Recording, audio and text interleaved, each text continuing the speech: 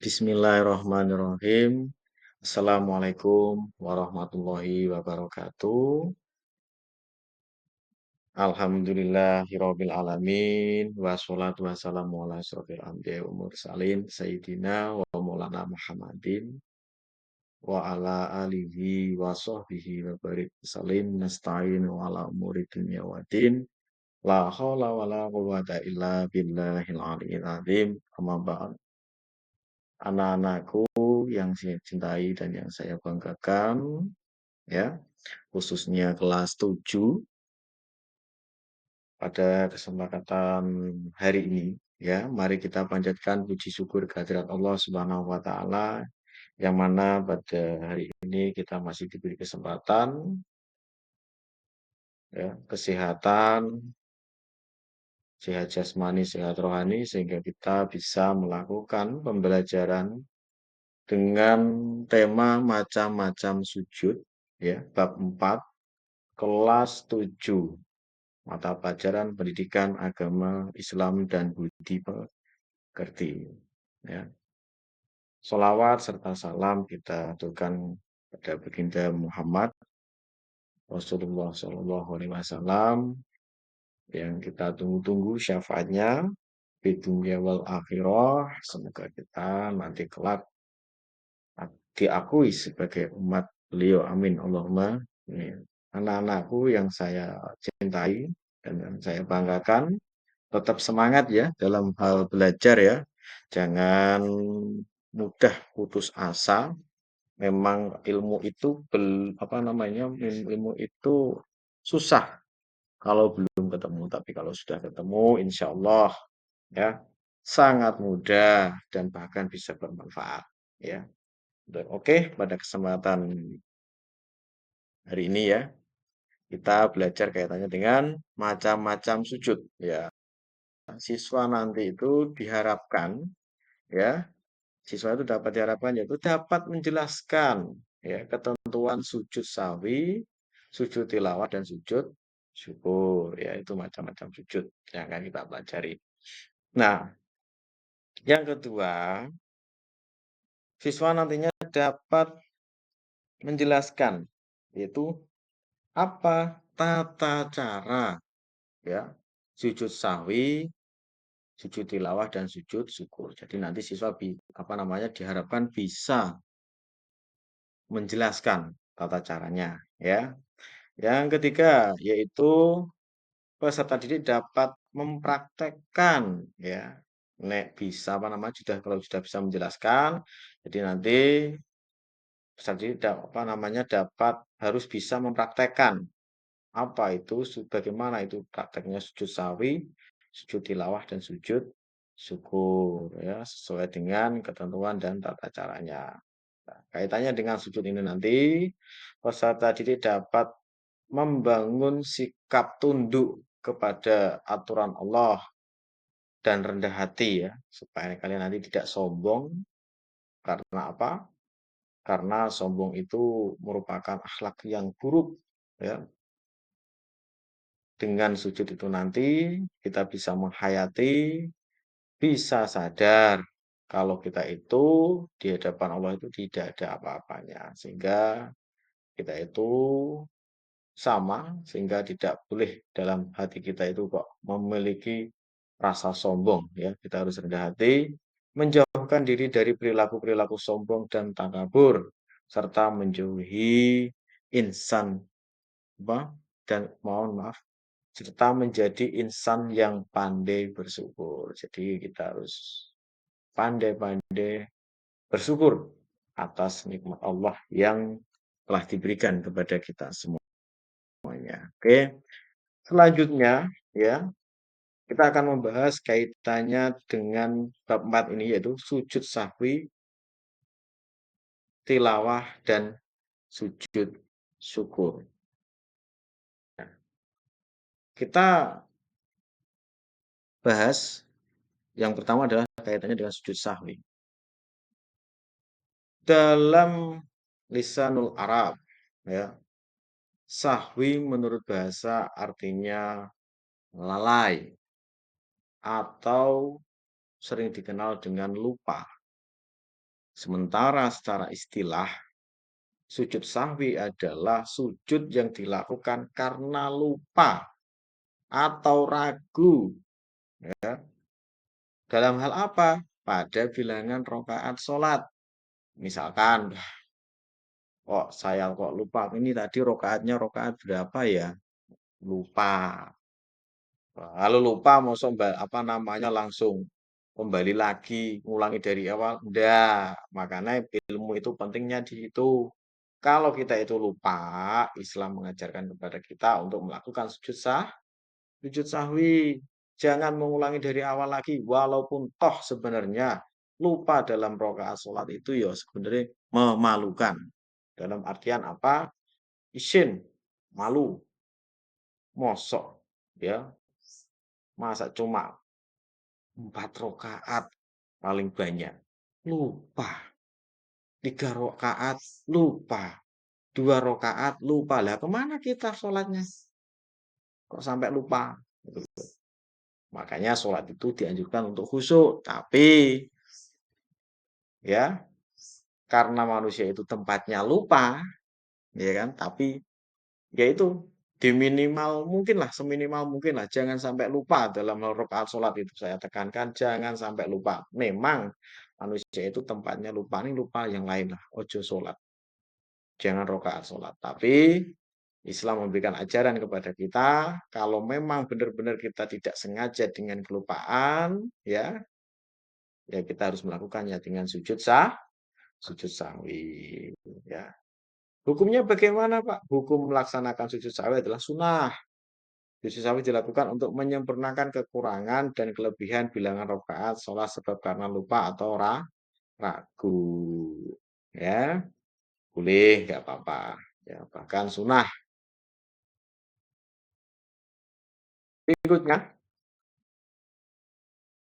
yaitu tata cara sujud sahwi. Tadi kan kita sudah tahu tuh apa itu namanya sujud sahwi, bahkan kegunaannya untuk apa. Ya, sekarang kita bahas yaitu tata caranya. Tata cara dari sujud sahwi yaitu sujud sahwi dilakukan setelah selesai membaca tahiyat akhir, tasyahud akhir, ya. Sebelum salam, ojo salam dulu. Wong belum selesai, apa namanya, belum membaca sujud sahwi kok sudah salam itu ya enggak boleh. Ya, tata caranya ketika selesai membaca tahiyat tasyahud akhir, ya, sering ditambahin tahiyat akhir itulah intinya. Itu membaca doa sujud sawi. Nah, gimana doanya? Itu ada di layar, bisa kalian baca yang belum hafal, ya. Yaitu bismillahirrahmanirrahim subhanamalayanamu yashu, ya, dibaca sekali lagi subhanamalayanamu yashu. Itu bacaan yang dibaca ketika kita melaksanakan sujud sawi. Sujud sawi dilakukan sebanyak 2 kali, ya, dipisahkan dengan duduk antar 2 sujud. Bacaan sujud sahwi yang kedua sama dengan bacaan sujud sahwi yang pertama. Setelah selesai sujud sahwi, yang kedua dilanjutkan dengan salam. Jadi nanti kita melakukan sujud sahwinya itu 2 kali, ya. Ya, sujud, duduk, sujud lagi, duduk, baru salam. Gak usah mau tahiyat lagi, ya. Tasyahud lagi, nggak usah baca tasyahud lagi. Itu, ya. Nah, paham ya anak-anak kaitannya dengan sujud sahwi? Nanti bisa kita praktekkan, apa namanya, bisa kalian praktekkan sendiri, minta bantuan atau bimbingan orang tua yang di rumah. Apabila masih ada kesulitan nanti bisa, apa namanya, di sekolahan minta arahan sama bapak atau ibu guru, ya. Kemudian hikmah melaksanakan sujud sahwi. Ya, apa hikmahnya? Menjadi pribadi yang rendah hati, sportif, mau mengakui kesalahan diri dan bersegera memohon ampun kepada Allah atas kekhilafannya, baik yang disengaja ataupun tidak disengaja, ya. Intinya kita itu sadarlah kalau kita itu tempatnya lupa. Kalau kita lupa ya segera kita minta maaf, mohon ampun sama Allah gitu ya. Atas apa? Atas kekhilafan kita kita apa kekhilafan kita. Oke, yang kedua adalah menyadari bahwa manusia itu tempatnya salah dan lupa. Oleh karena itu manusia tidak berhak untuk angkuh ya atau sombong. Ojo, pokoknya jangan sombong dan harus selalu beristighfar minta ampun kepada Allah ya. Sombong itu pokoknya Masya Allah ampun banget pokoknya. La ilaha illallah kata-kata sombong itu. Jangan sampai sombong karena kita itu nggak pantas, nggak ada itu apa namanya yang pantas membawa gelar sombong itu nggak pantas. Sangat tidak pantas. Ya, oke. Itu hikmahnya ya. Jadi hikmah yang kedua adalah sadar bahwa manusia itu tempatnya salah dan lupa. Supaya apa? Supaya kita nantinya itu terjauh dari rasa sombong. Oke, yang berikutnya ya. Sujud yang kedua yaitu sujud tilawah. Sujud tilawah artinya sujud yang dilakukan ketika membaca atau mendengar ayat-ayat sajadah. Ayat sajadah adalah ayat yang menganjurkan untuk sujud bagi orang yang membaca atau mendengar ayat-ayat Al-Quran, baik di luar sholat maupun di dalam sholat. Hukum pelaksanaan sholat sajadah adalah sunnah sesuai dengan anjuran Rasulullah. Ya. Untuk itu, sujud tilawah ini kalau kita mendengar ayat-ayat ya, ayat-ayat sajadah ya, baik ketika kita mengaji ya, baik kita itu melakukan ketika melaksanakan sholat, kita disunahkan untuk sujud, melaksanakan sujud tilawah ya. Ayat sajadah dalam Al-Qur'an ya, itu kita bisa apa namanya, bisa dilihat itu banyak sekali ya. Seperti surat Ar-Rod ya, surat terus surat Quran surat As-Sajdah ya, surat Al-A'raf dan Quran surat An-Najm banyak. Nanti bisa kalian cari sendiri di dalam Al-Quran dan dihafalkan supaya apa? Kalau kita nggak hafal, ya mana tahu kalau itu ayat-ayat sajadah. Ya, gitu ya. Kalau kita itu nggak hafal, ya kita nggak tahu ayat-ayat sajadah kayak apa. Tuh. Nah, kalau kita tahu, kita hafal, kita mendengar, baru kita bisa melakukan sholat apa sujud tilawah ya. Kita bisa melakukan sujud tilawah kalau kita tahu ayat-ayat tersebut. Kalau nggak tahu, siapa yang memberitahu? Ya, itu ya. Jadi semua yang tertulis di sini nanti bisa kalian cari, kalian baca, ya, dan dihafalkan. Oh, tahu. Minimal itu tahu. Oh iya, ingat mendengar. Oh ini ayat sajadah, sujud. Ya, oke. Berikutnya yaitu tata cara sujud tilawah. Tatanya gimana Pak? Yaitu menghadap kiblat, berniat untuk sujud, ya, sujud tilawah setelah menjumpai ayat sajadah. Terus kemudian melakukan takbiratul ihram ya, takbiratul ihram sudah bisa toh? Seorang bisa. Terus sujud satu kali disunahkan membaca doa sujud yaitu sujud tilawah yaitu kita baca bareng-bareng ya.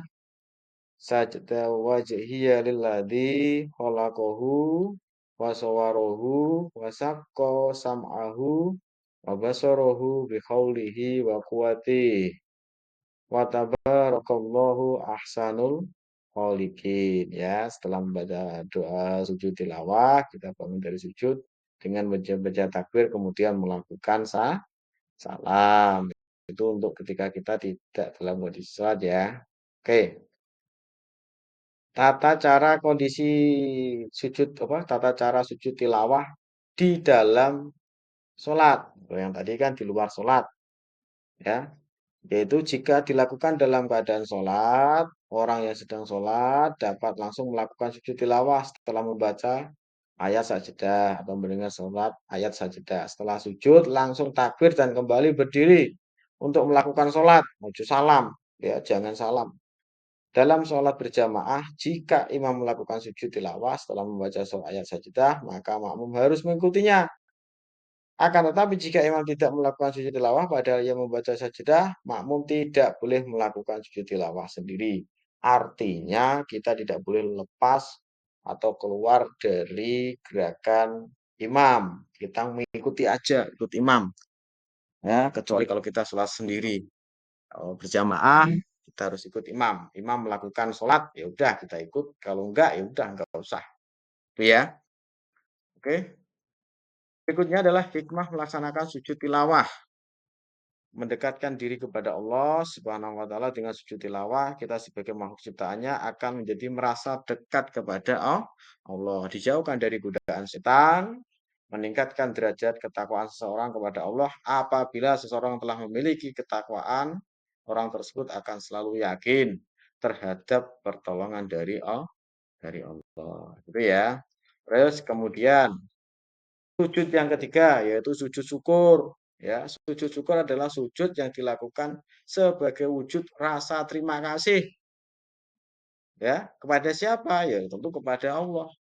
Sujud syukur itu dianjurkan ketika seseorang hamba itu mendapatkan suatu nikmat ya atau karunia yang besar dari Allah. Ya, misalkan anak-anakku itu mendapat sesuatu yang wah, yang kalian sayangi, yang kalian harap-harapkan.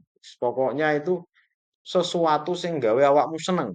Entah itu menang, ya, menang apapun itu, menang lomba, juara satu peringkat, kelas, ataupun diterima di sekolahan favorit, atau apapun itu nantinya dalam kehidupan kelak, ya, anak-anak kalau menjumpai sesuatu yang kenikmatan dari Allah, anak-anak melakukan sujud syukur. Bagaimana tata caranya? Nanti kita bahas lagi ya. Tata caranya yaitu sujud syukur diawali dengan niat sujud syukur. Niatnya dulu ditata. Memang dalam suatu melakukan segala sesuatu itu tergantung niat ya. Kemudian melakukan takbiratul ihram ya, melakukan sujud syukur satu kali sambil membaca doa. Apa doanya? Nah, itu kita bisa simak. Subhanallah walhamdulillah wala ilaha illallah wallahu akbar. La haula wala quwwata illa billahil aliyil azim. Ya, terus setelah itu bangun dari sujud, kemudian salat. Gitu ya. Oke. Selanjutnya, hikmah melakukan sujud syukur yaitu sebagai ungkapan terima kasih kepada Allah ya. Kita harus terima kasih dalam kehidupan sehari-hari Allah senantiasa memberikan kepada kita yaitu apa? Sebuah nikmat anugerah dan karunia kepada manusia. Seluruh manusia itu diberikan ya, apalagi terlebih kita. Kayaknya kita itu mendapatkan anugerah, kenikmatan dalam kehidupan kita, ya kita disunahkan untuk melakukan sujud syukur, ya. Kemudian tidak sombong atas hasil yang telah diraih, ya. Jadi, wah, ini mau bukan semata-mata jerih payah anak-anak atau jerih payah kita itu bukan. Kalau kita mendapat sesuatu, wah, aku menang, wah, aku dapat peringkat satu karena usahaku itu salah, ya. Semua itu pasti atas ridhonya Allah, ya. Atas ridho Allah. Paham ya? Nah, kemudian anak-anakku sekalian, ya, karena apa namanya, hikmah melaksanakan sujud syukur ini sangat penting dalam kehidupan kita, ya. Maka dari itu kita disunahkan, ya, disunahkan untuk apa? Untuk melakukan sujud syukur. Itu ya, anakku. Oke. Mungkin pelajaran kita sampai sini dulu ya. Ucapkan apa namanya, terima kasih. Semoga pelajaran pada hari ini bermanfaat untuk kita semuanya ya, dan bahkan bisa selalu diingat ilmu ini, ilmu tentang macam-macam sujud. Untuk apa, Pak? Ya, untuk kehidupan yang akan datang. Ya, karena ilmu agama itu selalu terkait dalam kehidupan kita semuanya. Ya, terima kasih. Semoga bermanfaat ya anak-anakku sekalian. Apabila masih ada kekurangan, kurang paham, nanti bisa ditanya, apa namanya itu, bisa ditanyakan langsung kepada yang lebih ahlinya atau mungkin Bapak Ibu guru di sekolahan, ya.